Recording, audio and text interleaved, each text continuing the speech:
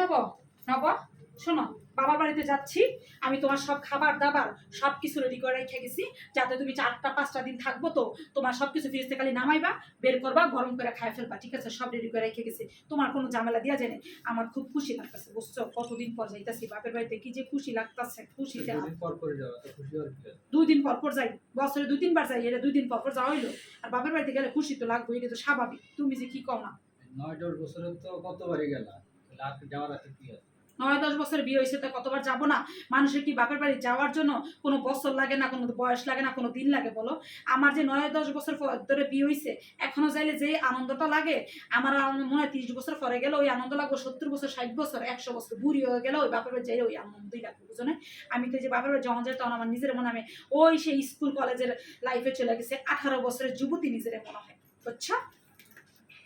আচ্ছা, আমি একটা কথা কই, তোমাকে কখনো 18 বছরের যুবক মনে হয় না নিজে? লাগে।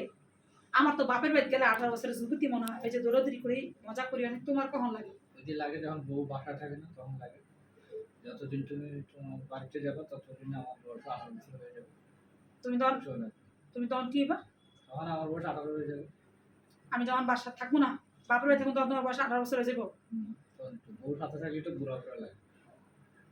তারাও খালি বাপের বাড়িতে ঘুরাই, তোমার খবর আছে।